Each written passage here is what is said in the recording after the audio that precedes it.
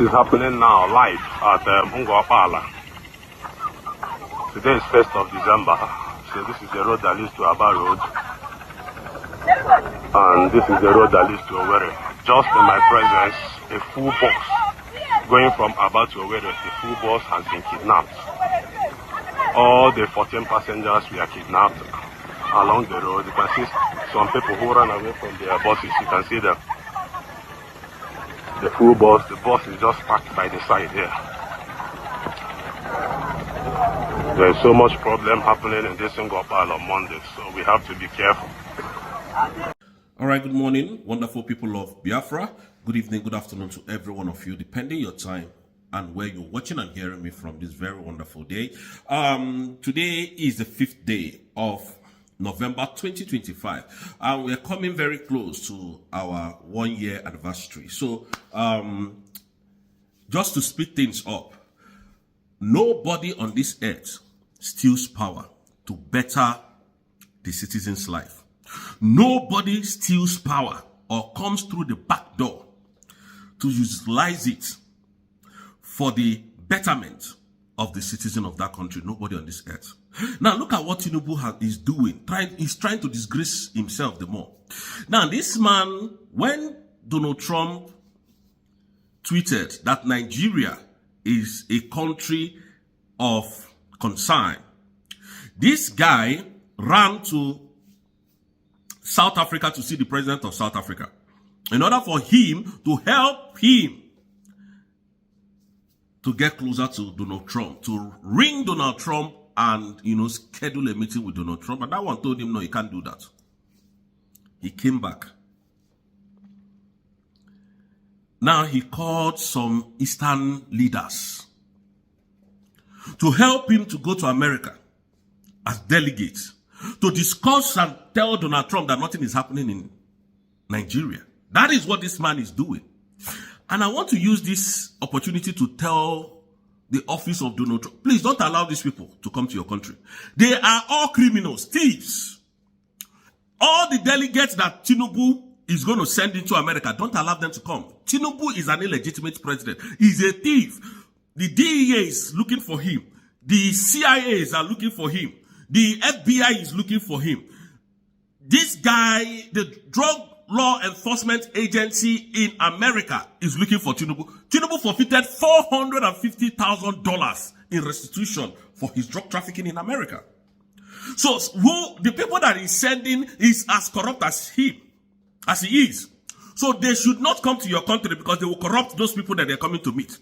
Because before those delegates comes into your country and comes into your office, they would have met with some group of people. And those some group of people will be bribed because what Tinubu cannot do with money does not exist on this planet Earth, I'm telling you. That is what he did to Alexander Stubb. He will give you a check that you can never refuse. That is what he did to Finland. That Finland called Simon M. and Joko a terrorist. These people are very corrupt. They don't have the citizens at heart. They don't have Nigerian citizens at heart. They are very, very wicked and corrupt. They are very tyrannic. These people are very evil. Do not let them to step foot in your country. They are very wicked. Wicked people. That is who they are. Heartless. I told you people here, Tinubu can never step his foot in America. You think I'm joking? A very corrupt man. That is the president of Nigeria. Very, very corrupt. Tinubu is a very corrupt man. And I'm not saying it to get anybody's attention. I'm so pissed. Why are you people lamenting today? Don't you people know before? When we were shouting it, you people were saying, oh, Omo Igbo, Omo Igbo. Why are you people lamenting? Look at the unaliving in the whole of the southeast, in the whole of the north region, and none of you is speaking. Some people are coming to analyze how Tinubu has not been to White House, and how Buhari has gone to White House to visit Donald Trump. Instead of you people to say it the way it is, Christians have been unalive in Nigeria. We need these people military intervention in Nigeria because the government of Nigeria, Tinubu, Shetima, are accomplices of this whole insurgency in Nigeria. Instead of you to say it like that, you are going round the corner. Hey, they want our mineral resources. Oh, it's about interest. Oh, it's about this. Let them come and have those interests. Take the mineral resources, but give us life. Please, we are begging. We don't want to see any Igbo man in America that is from the southeast. Nnamdi Kanu is sitting in prison. He has not done anything. He has challenged Justice Omotosho, that corrupt judge, very corrupt judge. He has challenged Justice Omotosho. Show me in the... Let me, because I printed most of these things. He said, show me in your law, of which law are you trying me, Mazi Nnamdi Kanu? And all of them kept mute. All of them kept mute. It's all about their selfish interest, political interest. That is all they know. If you allow these people in your country, they will go and bribe your men and tell them nothing is happening, because that has been their ordeal. Go to the north and see all the unaliving, that these terrorists are unaliving Christians. And now they told you that is the Muslim that is is the Christian that is unaliving the Muslim. And even Muslims too are unalive. Christians are unalive, and Muslim. Who are the people unaliving the Muslim, I ask you? People think we are not wise. You have a Muslim ticket and you expect that country to be good. You don't know that these people are planning agenda in Nigeria to Islamize the whole country. People that don't reason, you don't reason. Go and check all your Naira notes. Written with, what is it called? Written with Arabic. What does that tell you? What does that tell you? Foolish people, you don't think. Now a corrupt man can, when I said it, people were saying, oh, he's going to America to visit Trump. He can't dare it. Tinubu cannot step his foot in America. Except Donald Trump clears those charges on air before he can come in. I'm telling you the truth. He's very corrupt. Look at all the people that gathered and working with Tinubu. Look at all of them. Tell me the one that does not have criminal record. One person. Is it that Daniel Bwala, that animal that talks from the both sides of his mouth? Is it Abio that calls himself a Senate president, a criminal that was under EFCC watch? All of a sudden he became your Senate president. Is it Shetima? Shetima, we know, that was breeding criminals, that brought in Boko Haram to Nigeria for their election campaign and all of that. All of you saw how they went to fake bishops to tell you people that, oh, we have agreed on Muslim ticket. Are those kind of people to be trusted? So when Donald Trump spoke up that, look, this country is a country of concern, all of you now know that, oh, Nigeria is not like that. Oh, Christians are not being unalive. And it's not only Christians that they are unaliving. Look at all of you. Hypocrites everywhere. Hypocrites everywhere.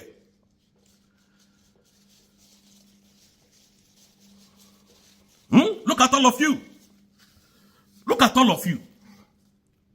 Everything about you is politics. I see that animal called Wike saying that he's a Christian. His father is a pastor. And you massacred Biafrans in Obibo.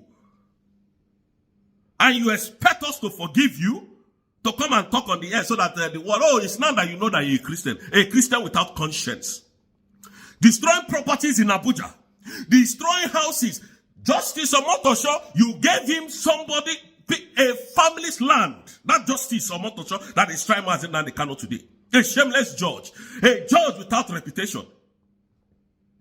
You gave him people's land. Family's land, you gave it to Justice Omotosho in order to be at your back. Now, that same Justice Omotosho stood his ground. I said, I'm going to try Nnamdi Kanu and make sure that I'll speed up his trial. He's speeding up his trial is going to 1 year now, and he has not been able to. You know, these people, they are all bunch of animals. He's speeding up his trial, Nnamdi Kanu's trial now. It's going up to 1 year. Why? Because he has promised Nigeria that he's going to jail Mazi Nnamdi Kanu. That is the promise he made to Tinubu and Wike. That is the promise Omotosho made to Wike. They think we don't know all these things. He promised them that he, Omotosho, will jail Mazi Nnamdi Kanu. Nothing will happen in this country. That is what they did. That is their negotiation. Let them prove me wrong. If they say I'm lying. And I'll give them evidence. You know I have my evidence. Facts and figures, I have it. We're not here. We that are in abroad are more closer than those of you that are home to these animals. I'm telling you the simple truth. Nnamdi Kanu is asking you now, on what basis of law are you judging me? You can't say a word. You are now carrying your shoulder up. I'm a lawyer. If you don't know, I will close your defense. Close your defense. Nnamdi Kanu cannot open a defense because the laws in which you are standing on to try him does not exist in Nigerian law. Simple and short. Discharge that guy. Let him go. He's our leader. Will continue to be. Very fake people. When you see them talking, speaking English, you think they have something upstairs. Very animalistic in nature. That's why I hate Nigeria. And some group of people are gathering themselves from the southeast to go to America. Trump, do not allow them to come in. Don't allow them. Give them visa ban. All of them. If they go to American embassy, refuse all of them visa. So that they will understand where we are coming from. The killing is too much. It's too much. You can't go to the southeast. You can't go to the northeast. You can't. You can't even go to Benue State. Over 20-something villages have been taken over by these terrorists. And you are here saying, no, Nigeria is safe. That is what they did to Alexander Stubb. I'm telling you the fact. They will come into your country, they will look for who to bribe, and they will bribe that individual. When that individual is being bribed, Trump, you'll be hearing that we thought it was in Nigeria, but there is a coastal region closer to Nigeria. I think it's in Benin Republic. This is happening. That is what you are going to hear. They know how to confuse the public. That is who they are. I didn't see the media of terrorist Nigerian government. The media that writes rubbish. I didn't see them talk about what played out in court yesterday about how Nnamdi Kanu stood his ground and told Justice Omotosho, on what ground are you charging me? On what ground, on what laws, what is the offense of the law that I'm being charged? I didn't see any media that, stood up from Nigeria. We know you people are all fake. Fake people everywhere. Trump has threatened Nigeria with military action. Everybody is now on their feet. Christians were being unalive. Tinubu is a Muslim. Shetima is a Muslim. And they said nothing. Ayadeboye, nothing. He didn't say anything. He has not spoken even up to today that Christians have been unalive in Nigeria. This is a man that have one of the biggest church in Nigeria, Redeemed Christian Church of God. Are you not a very wicked man? I thought you're a man of God. But now I can see that Ayo Adeboye, you are a devil. What of Bishop Oyedepo? Where are those people? Where are those people who, when Jonathan was in power, they were shouting, Jonathan cannot get it right, did not get it right, can never get it right, he doesn't know what to do, he's a drunkard. Where are they today? Where are all these pastors, crazy pastors, with all the unaliving that is going on in Nigeria and in the southeast? You unalive Biafrans, you think we are not going to stand up? That is the greatest mistake you made by taking Simon Ekpa away and thinking that people like us will never rise up again.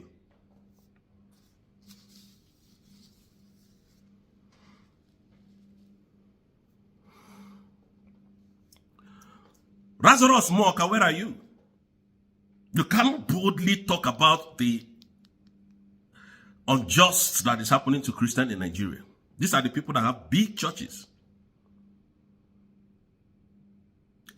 All the Yoruba pastors that are rich, nobody has said anything. Tunde Bakare, we know they hear that one again because it's the Yoruba man that is in power. We know they hear Tunde Bakare again. But you, Oyemade, we know they hear your voice again because Tinubu is in power. These are the people that told us that since he's the president of the Federal Republic of Nigeria, let us leave him.